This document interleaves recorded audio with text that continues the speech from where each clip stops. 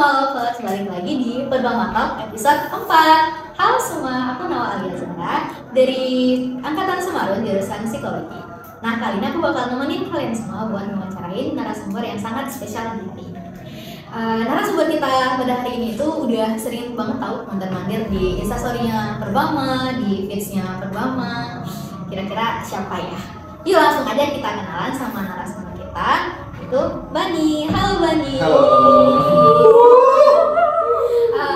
Boleh Bani, mungkin kamu boleh gak memperkenalkan diri kamu, nama atau gimana? Perkenalkan aku Founder Bani dari jurusan Ilmu Komunikasi Hubungan Masyarakat. Itu semester 3. Jadi aku di sini sebagai atlet Perbama.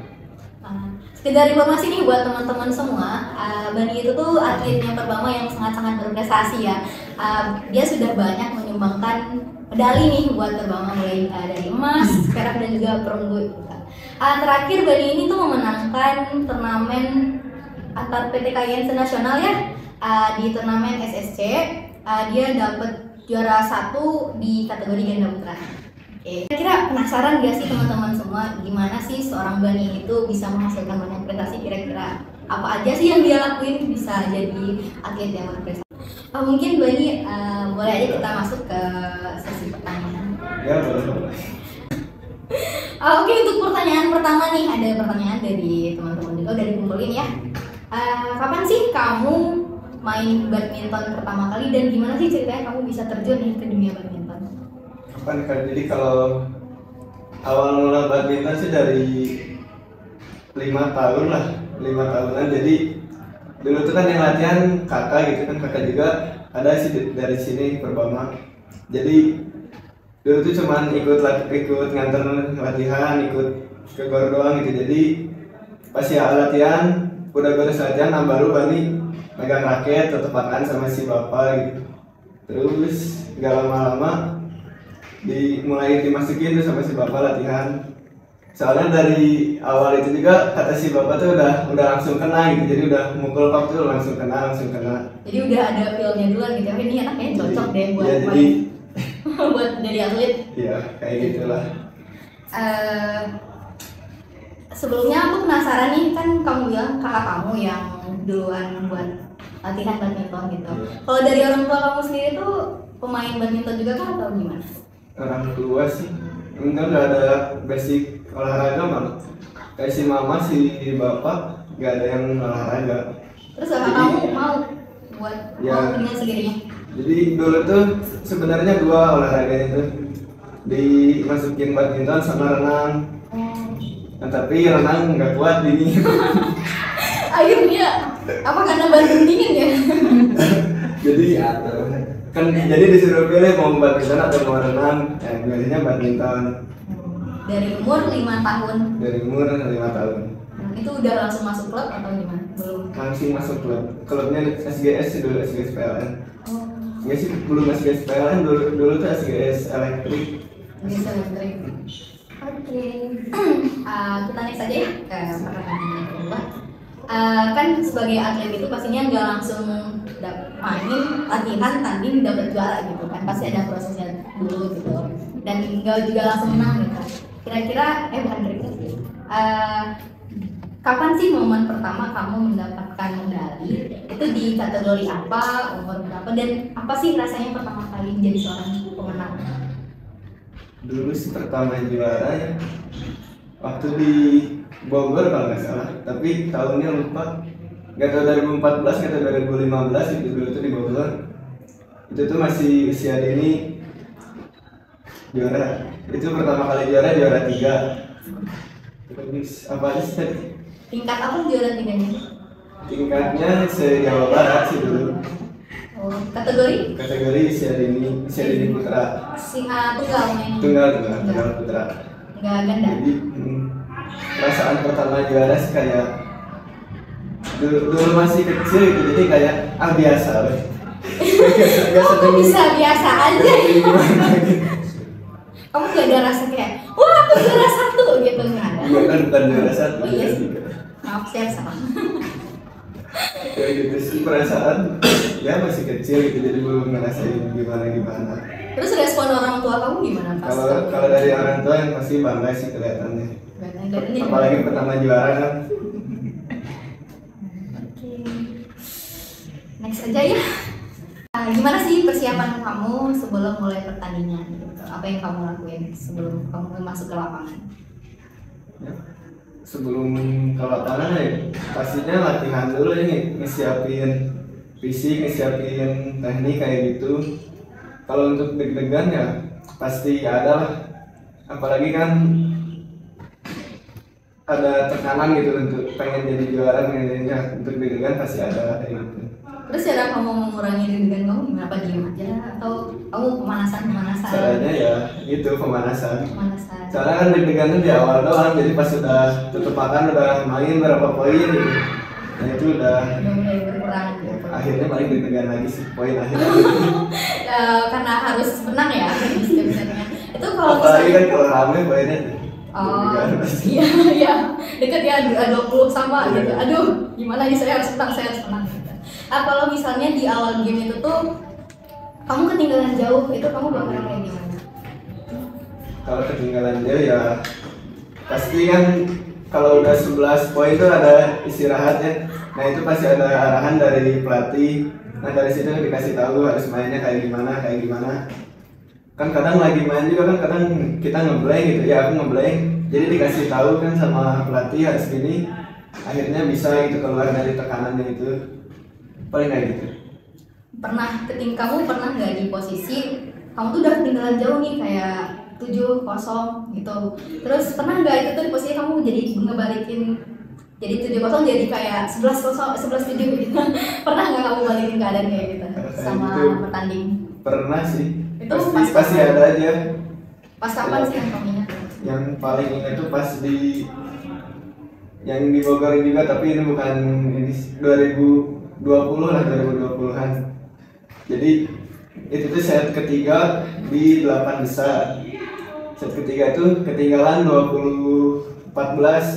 Jadi aku 14, si lawannya 20. Dari situ kayak ya kalau main bebasin gitu, berani.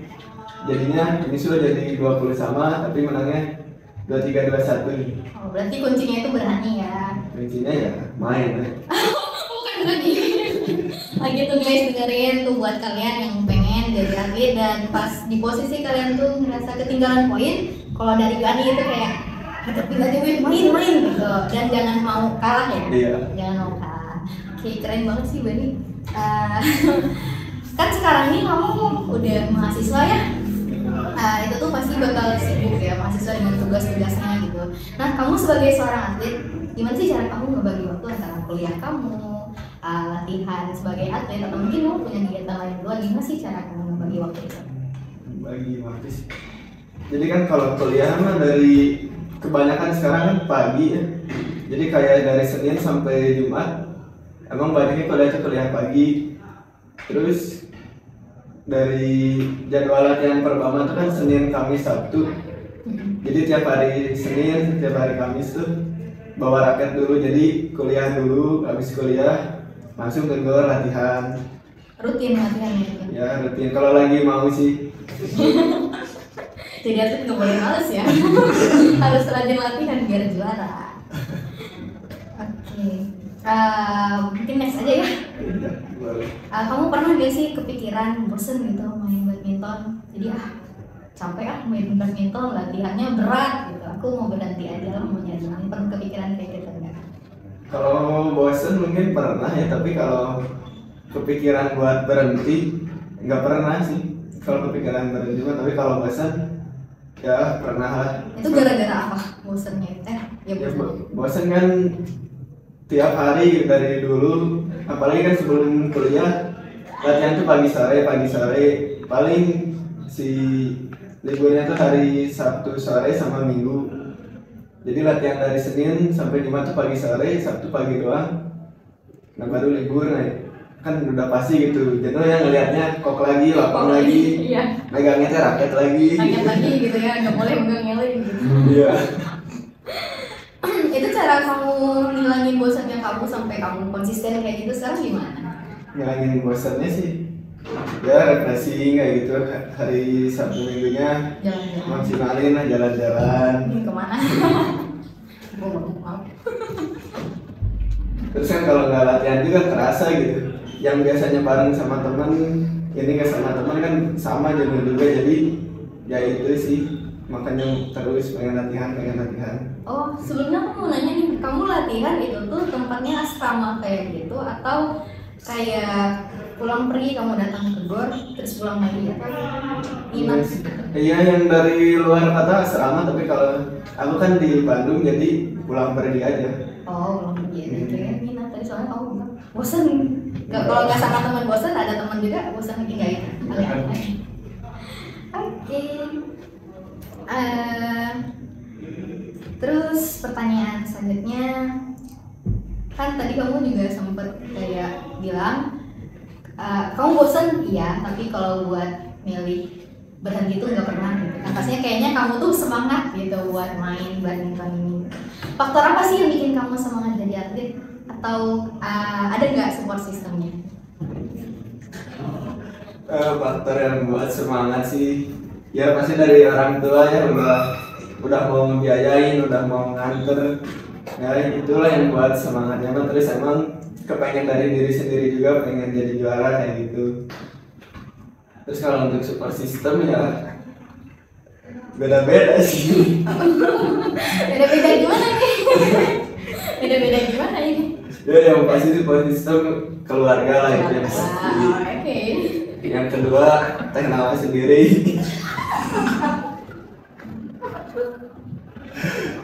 Ini boleh kan?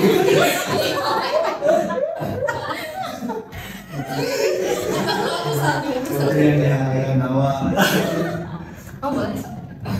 Udah dulu guys. Yang mana? Gitu sih. Keringetan. Support system. Kamu deg-degan gak sih? Sampai keringetan kayak gitu. Santai. Udah gitu aja. Iya. Ini ada juga nih pertanyaan dari teman-teman yang lain tuh, dia nanya, mungkin gak sih orang awam itu tuh bisa jadi kayak kamu sekarang ini? Gimana sih caranya? Ya pasti bisa sih. Soalnya caranya ya caranya harus disiplin, harus konsisten, terus harus totalitas gitu ya. Kalau disingkat tuh jadi udahlah itu ya. Apa? Kok gitu sih? Apa sih? Enggak. Dia kan harus disiplin, konsisten, totalitas. Kalau disingkat? Enggak. Gue gak jadi. Kalau Ya pasti bisa sih kayak. masih bisa. Kalau misalnya kayak aku nih udah mahasiswa, mau jadi kayak kamu masih bisa, mungkin gak sih itu? Enggak ada yang nggak mungkin sih, coba dulu aja. Kalau nggak mungkin? Oke. Next. Udah sih. Nah, ini menarik pertanyaannya. Bani punya nggak role model atau panutan gitu? Ya siapapun tokoh panutan Bani gitu dalam dunia badminton sendiri ataupun di dalam pelan. Kalau panutan dari badminton sih ada Siapa itu? Lee Chang Wei ya. Saya sukanya Lee Chang Wei. Kenapa sukanya Lee Chang Wei? Ya suka aja gitu ngeliat cara mainnya, jadi seneng gitu ngeliat dia mainnya.